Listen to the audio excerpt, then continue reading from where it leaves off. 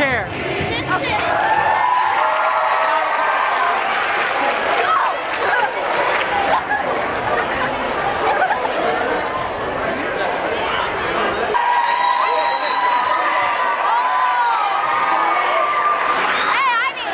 me welcome Dr. Roberta Selleck, the Superintendent of District 50 Schools.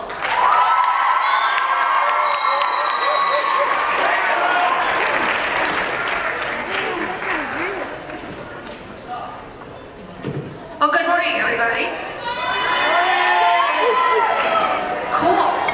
I thought I was going to have to get you up and energized. Silly me. And I do have some notes just because this is so important. I wanted to make sure I didn't miss anything at all. But first of all, I just want to let you know how delighted I am to be able to be here this morning. Did you know this is the 20th annual conference?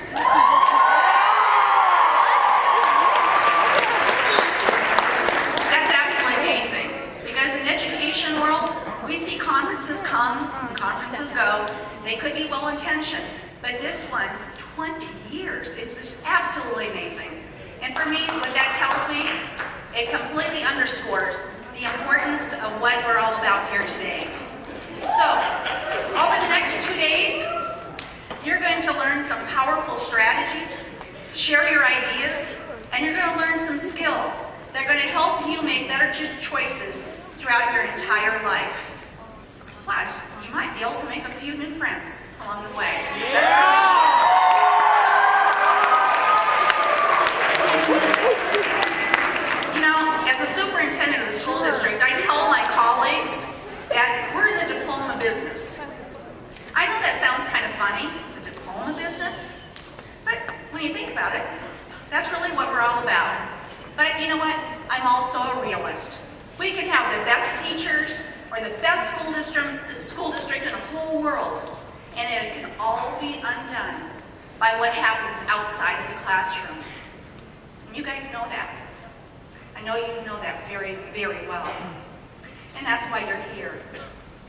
You know, I've been in education for 31 years. Some of you are going to say 31 years. Oh my God, that's more than twice as old as I am. In some cases, maybe only close to 3. That's a long time, I know. But you know what? It never fails to break my heart when I hear about kids that are throwing away their future because they're experimenting with either drugs or alcohol or gangs. It weighs heavy on my mind. It truly does. So, like I said, I'm a realist. And I understand it's hard to be a teenager in the 21st century. You guys have far more influences and decisions to make in your life than when I was a kid, or even when children were kids. I know it's tough. So this year's conference, the theme of it is, who's on your team? You know, it's a great question, because it really makes you think, doesn't it? If it doesn't, it should. You need to think about that. Because you know what, if you're on an athletic team, it's easy to figure out who's on your team. Oh my gosh, the athletes on the Westminster Wolves, they know who's on their team.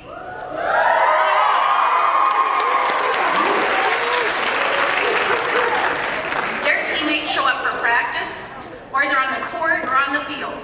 Easy. You know what? Same thing with like the Nuggets. Carmelo Anthony, Parker.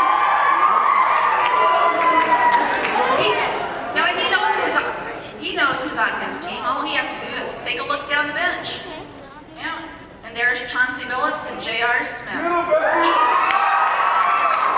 Very easy. You know, but identifying those kind of teammates, that's the easy part. That's not hard. The more defining question is to ask yourself, who is on my team? Who's on my personal team for the long haul? Not just for today or next week or the school year, but for a lifetime. Who's going to be with me in those winning moments, in those really tough times? Because you know what? It's easy to be part of the celebration. That's fun. But the challenge is to find those people who are going to be with you during the disappointments in your life. And trust me, each and every one of us, if you haven't already experienced disappointments, you will. You absolutely will. It's just part of life. And this conference is going to help you develop those kind of strategies to deal with those setbacks. And And you're going to learn these strategies so you can be stronger when you leave here and will help you throughout your life.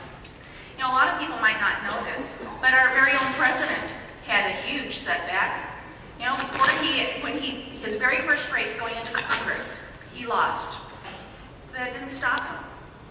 So he must have had some pretty marvelous people on his team because, heck, he's in the Oval Office now. So not only do we want to find the right teammates to be on our team, we also need to know how to be a good teammate for others.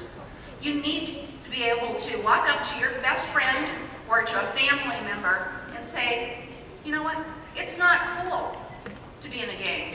It's not okay to do drugs. Stop. You are ruining your life.